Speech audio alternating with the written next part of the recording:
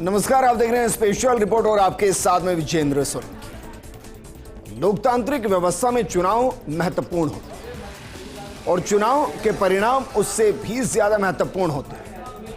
आज हिंदुस्तान को नए उपराष्ट्रपति मिले, लेकिन उपराष्ट्रपति चयन के दौरान की प्रक्रिया क्या रही? क्या वाकई में इंडी गठबंधन जो सोच रहा था कि क्रॉस वोट के जरिए एनडीए को शिकस्त दी जा सकती है, या फिर यह बताया जा सकता है कि एनडीए को भी भेदा जा सकता है, क्या वो उसमें कामयाब रहा? क्या वाकई में एनडीए ने एक बार फिर वो करके दिखाया जिसके लिए उसको जाना जाता है कि सबसे पहले प्लानिंग, उसके बाद एग्जीक्यूशन और फिर रिजल्ट? क्या वाकई में एनडीए ने एक बार फिर दिखाया कि इंडी गठबंधन स्थायी नहीं है? वहां एक विचारधारा के साथ पूरा गठबंधन पोषित नहीं हो रहा, वहां बिखराव है।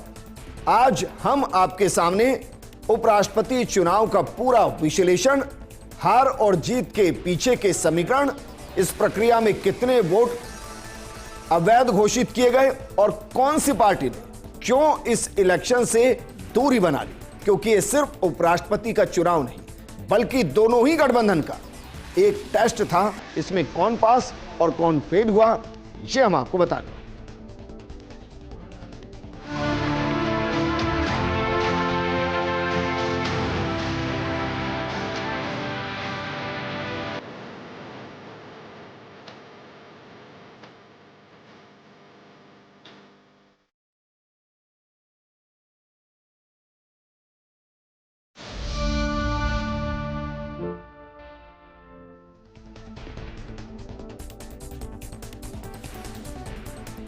शुरुआत करते हैं हार जीत के समीकरण के साथ। जरा इस तस्वीर को देखिए, इसमें पूरे के पूरे वो समीकरण जो बताते हैं कि परिणाम किस तरीके से रहा।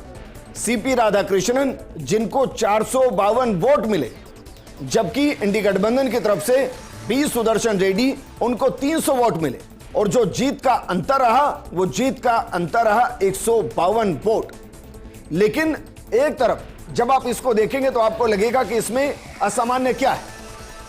इसमें दरअसल जो आंकड़े हैं वही हार और जीत के परिणाम को तय करते हैं, क्योंकि एक तरफ 452 जो एनडीए के घटक दल से कहीं ज्यादा आंकड़ा है, दूसरी तरफ सुदर्शन रेड्डी को 300 जो इंडी गठबंधन से काफी कम है।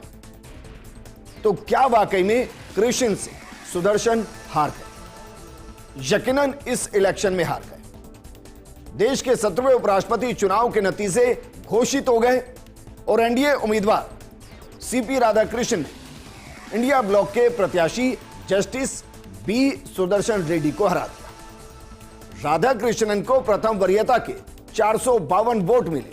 अब जरा समझिए, प्रथम वरीयता का मतलब क्या होता है? प्रथम वरीयता का मतलब कि हर एक सांसद को वरीयता के आधार पर पहली पसंद, दूसरी पसंद और तीसरी पसंद ये टिक करना होता है।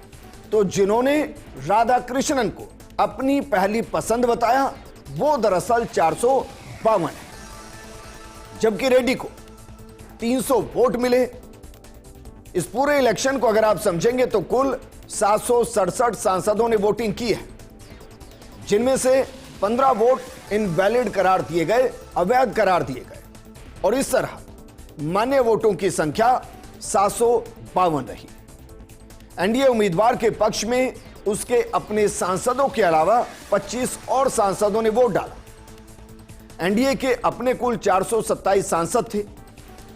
इस दौरान वाईएसआर कांग्रेस ने राधाकृष्णन को समर्थन दे दिया। अगर उन 11 वोटों को भी राधाकृष्णन के साथ जोड़ दिया जाए तो भी 14 वोट ऐसे हैं जो क्रॉस वोट हुए हैं और जो राधाकृष्णन को मिले हैं। सीपी राधाकृष्णन को कुल 452 वोट मिले हैं, वहीं इंडिया ब्लॉक के कुल 315 सांसद थे और उनके उम्मीदवार जस्टिस बी सुदर्शन रेड्डी को 300 वोट मिले, यानी कि 14 से 15 कम वोट मिले। और ये एक बड़ा सवाल है, क्योंकि सुबह से इंडी गठबंधन ये कह रहा था कि बाकायदा क्रॉस वोट हम करेंगे, यानी कि एनडीए के अंदर सेंधमारी होगी, लेकिन ऐसा नहीं हुआ। इसको मोटे तौर पर जरा समझ लीजिए। एनडीए को 427 कुल उसके सांसद थे, राज्यसभा और लोकसभा दोनों के अंदर मिलाकर। इंडिया गठबंधन के 315 सांसद थे, लोकसभा और राज्यसभा दोनों मिलाकर। लेकिन जो एनडीए को मिले हैं वो 452 मिले हैं, और जो इंडिया गठबंधन को मिले हैं वो 300 मिले हैं। इसका मतलब ये कि जो दरअसल एनडीए को मिले हैं वो 27 से ज्यादा मिले हैं, जबकि इंडी गठबंधन को 15 वोट कम मिले हैं। तो क्या इससे इंडी गठबंधन के अंदर बिखराव की स्थिति बनती है? जरा वोटों का गणित कैसे बना इसको भी समझिए, क्योंकि लोकसभा और राज्यसभा मिलाकर संसद में कुल 788 सांसद होते हैं। वर्तमान दोनों सदनों को मिलाकर 7 सीटें रिक्त हैं, यानी कि 7 वोट ऐसे जो पढ़ने ही नहीं थे। इसका मतलब 788 में से 7 घटा लीजिए, कुल जो वोट थे वो 781 थे जिन सांसदों को वोट करना था। अब इनमें से 14 वोटिंग में शामिल ही नहीं हुए। इसका मतलब क्या हुआ? इन 14 को भी उसमें से घटा लीजिए। इनमें बीआरएस के 4, बीजेडी के 7, अकाली दल के 3 सांसद ने वोट नहीं डाला। उन्होंने एक तरीके से बायकॉट कर दिया इलेक्शन का, यानी कि कुल 767 सांसदों ने अपने मताधिकार का इस्तेमाल करना था। एनडीए के कुल 427 सांसदों ने वोट किया, जबकि उनको 452 वोट मिले। लेकिन जो अनुपस्थित रहे सांसद वो किस पार्टी से थे, जरा इसको भी एक बार देख लीजिए, क्योंकि अनुपस्थित रहना और वोट ना डालना, इससे भी एनडीए को काफी ज्यादा फायदा हुआ है। जरा देखिए जो पार्टियां अनुपस्थित थी वो कौन कौन सी थी। उसमें बीआरएस के 4 सांसद जिन्होंने वोट का इस्तेमाल नहीं किया। इसके अलावा बीजेडी के 7 सांसद जिन्होंने वोट का इस्तेमाल इस इलेक्शन में नहीं किया। एसएडी यानी कि शिरोमणि अकाली दल, उसका 1 सांसद, उन्होंने भी वोट का इस्तेमाल नहीं किया, और अन्य 2 जिन्होंने वोट नहीं डाले। इसका मतलब आप जरा काउंट कीजिए, 14 ऐसे सांसद जिन्होंने मत का इस्तेमाल नहीं किया। कमाल की बात यह है कि 14 सांसद का अनुपस्थित रहना यह भी बीजेपी यानी कि एनडीए के पक्ष में गया। लेकिन सवाल क्रॉस वोटिंग को लेकर भी है। क्या वाकई में जो इंडी गठबंधन एकता की बात कर रहा था, दुहाई दे रहा था, क्या उस इंडी गठबंधन के अंदर बिखराव हुआ है? क्योंकि जो 452 वोट राधाकृष्णन को मिले हैं वो ज्यादा हैं। जरा इसको भी एक बार समझने की कोशिश कीजिए। कोई नतीजों ने बता दिया है कि इंडी गठबंधन में अभी भी एकता की कमी है। एनडीए के कुल 427 सांसद थे, मगर एक बार के लिए यह भी समझ लिया जाए कि वाईएसआर कांग्रेस यानी कि जगन मोहन रेड्डी की पार्टी के सभी 11 सांसदों ने अगर एनडीए उम्मीदवार के पक्ष में वोट डाले तो भी एनडीए प्रत्याशी राधा कृष्णन को मिलने वाले वोट 438 तक ही पहुंचने चाहिए थे। 427 एनडीए के और 11 वाईएसआर कांग्रेस के, इससे भी आंकड़ा 438 होता है। लेकिन सीपी राधाकृष्णन को कुल वोट 452 मिले हैं, यानी विपक्ष के 14 सांसदों ने एनडीए उम्मीदवार के पक्ष में क्रॉस वोटिंग की है। और इसने बता दिया कि इंडी गठबंधन में सभी का समर्थन सुदर्शन को नहीं मिला। वजह इसकी भी हो सकती है कि सभी से राय मशवरा करके सुदर्शन को मैदान में नहीं उतारा गया, यह भी हो सकता है।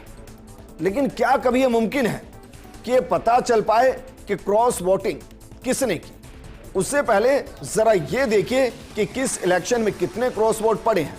यहां के लिए मान लें तो 14, लेकिन ऐसा नहीं है कि इससे पहले क्रॉस वोट नहीं पड़े। जरा देखिए किस इलेक्शन के अंदर अभी तक कितने क्रॉस वोट पड़ चुके हैं। अगर 2025 की बात करें तो 15, 22 में 15, 17 में 11, 12 में 8, 7 में 10, 2 में 7, 1997 में 46 क्रॉस वोट हुए थे, 1992 में 10, 1984 में 30, 1974 में 10, 1967 में 3, 1962 में 14। ये दरअसल क्रॉस वोट जो बीते इलेक्शंस में हुए हैं। इस बार जो क्रॉस वोट हुए हैं वो अगर वैसे देखें तो 14 है, और अगर इसमें वाईएसआर कांग्रेस के भी 11 जोड़ दें तो फिर ये 25 है। लेकिन क्या कभी ये पता चल सकता है कि किसने क्रॉस वोट डाले हैं? क्योंकि ये पार्टी के लिए महत्वपूर्ण है कि वो कौन जो पार्टी विचारधारा पार्टी के फैसले के खिलाफ गया। क्या गठबंधन के अंदर किसी पार्टी ने क्रॉस वोट किया या कांग्रेस के अंदर ही क्रॉस वोट हो गया?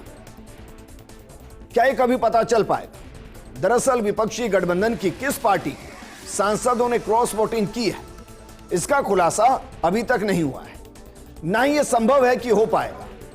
इसके पीछे का एक बड़ा कारण है। दरअसल उपराष्ट्रपति चुनाव में व्हिप जारी नहीं हुआ। व्हिप का मतलब होता है कि सभी को पार्टी विचारधारा के साथ चलना होगा, जो पार्टी कहेगी उसको वोट देना होगा, और अगर ऐसा नहीं होता है तो पार्टी उस पर एक्शन ले सकती है। लेकिन राज्यसभा उपसभापति यानी कि उपराष्ट्रपति के लिए राज्यसभा सभापति जो कि वाइस प्रेसिडेंट होते हैं, उनके इलेक्शन के लिए व्हिप जारी नहीं होता। किसी भी दल के सांसद अगर क्रॉस वोटिंग करते हैं तो उनकी सदस्यता नहीं जा सकती और ना ही पार्टी को पता चलता है।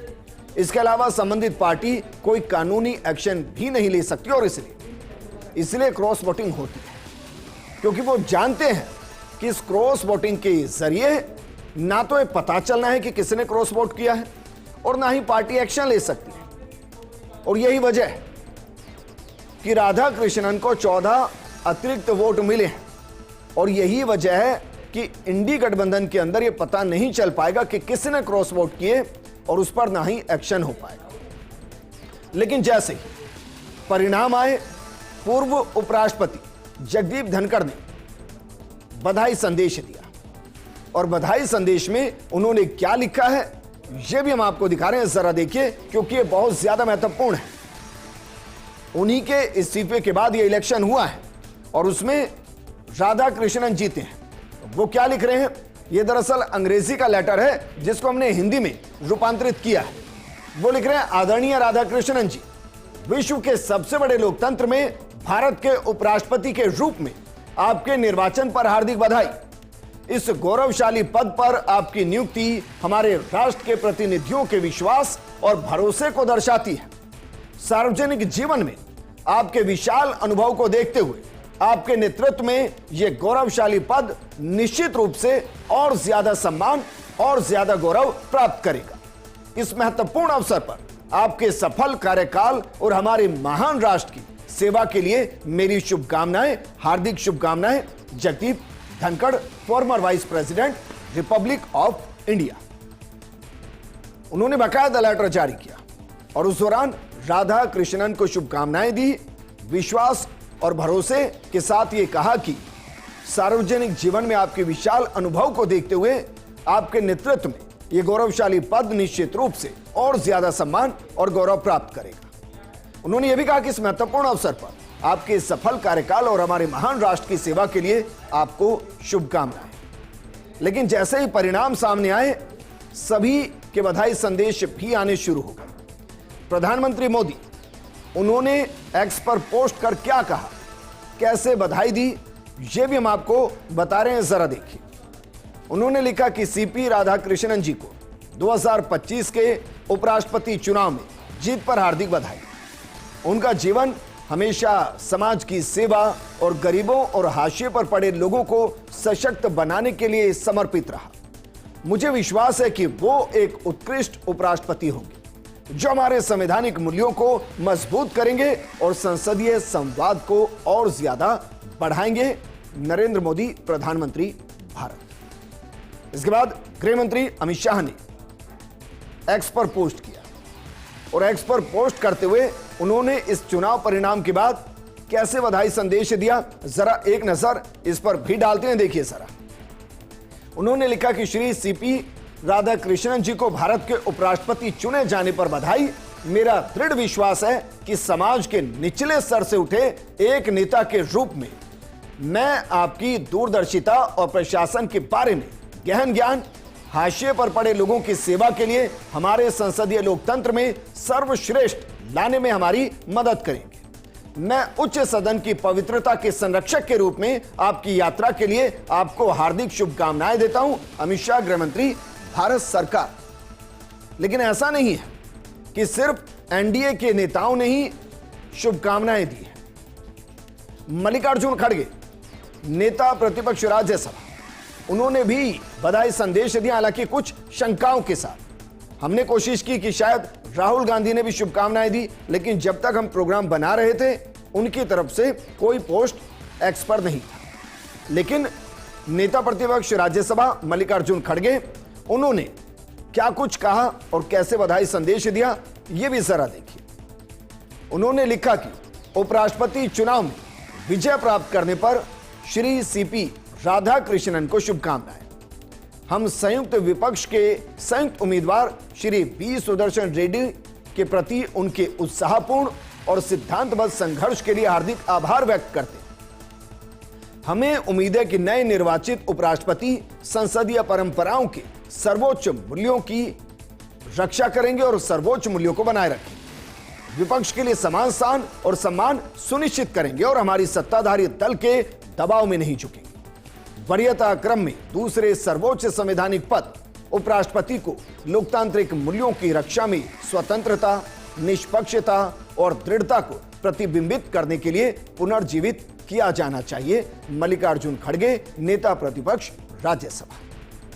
उन्होंने आशंका व्यक्त की, हालांकि उन्होंने शुभकामनाएं भी दी और एक अपोजिशन के तौर पर यह उनका अधिकार कि वो आसन पर जो भी विराजित हो उनसे निष्पक्ष होने की उम्मीद करें। लेकिन जो हमारे अगले उपराष्ट्रपति बने हैं राधाकृष्णन, उनका राजनीतिक जीवन कैसा रहा, उनकी उपलब्धि क्या रही, एक नजर जरा इस पर भी डाल लेते हैं। क्योंकि राधाकृष्णन ने अपने राजनीतिक जीवन की शुरुआत छात्र आंदोलन से की थी। 2007 में जब वो तमिलनाडु के प्रदेश अध्यक्ष थे, उन्होंने राज्य में 93 दिनों की 19,000 किलोमीटर लंबी रथ यात्रा की। इस यात्रा में उन्होंने मुख्य रूप से नदी जोड़ो, आतंकवाद, समान नागरिक संहिता, इसके अलावा भेदभाव और नशे के दुष्परिणाम जैसे मुद्दों पर ध्यान आकर्षित किया। सांसद रहते हुए वो संसदीय स्थायी समिति, कपड़ा मंत्रालय के अध्यक्ष रहे। इसके अलावा राधाकृष्णन स्टॉक एक्सचेंज घोटाले की जांच के लिए बनी विशेष संसदीय समिति के सदस्य भी थे। 2004 में सीपी राधाकृष्णन ने संसदीय प्रतिनिधिमंडल के हिस्से के रूप में संयुक्त राष्ट्र महासभा को संबोधित किया।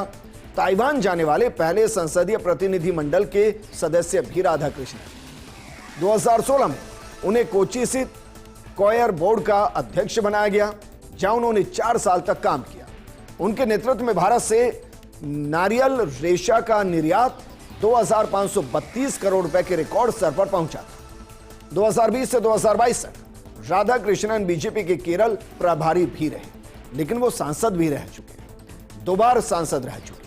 जरा ये भी देखिए कि उनका राजनीतिक जीवन कैसा रहा, क्योंकि वो सांसद रहते हुए राज्यपाल भी रहे और राज्यपाल से वो उपराष्ट्रपति बन रहे। सीपी राधाकृष्णन बीजेपी के पूर्व वरिष्ठ नेता हैं।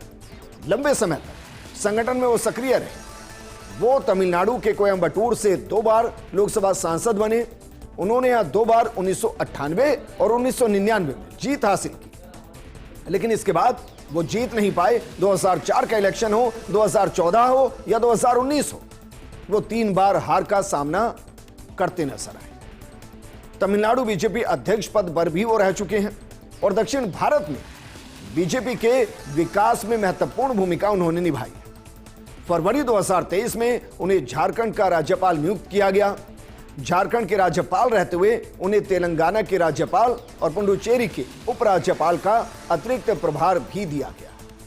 इसके बाद जुलाई 2024 में वो महाराष्ट्र के राज्यपाल बने और अब वो उपराष्ट्रपति बन रहे हैं। लेकिन इस इलेक्शन के बाद क्या वाकई में यह सवाल उठेगा कि इंडी गठबंधन एकजुट नहीं रहा, उस इलेक्शन में भी नहीं, जिससे एक नैरेटिव सेट करने की कोशिश इंडी गठबंधन कर रहा था।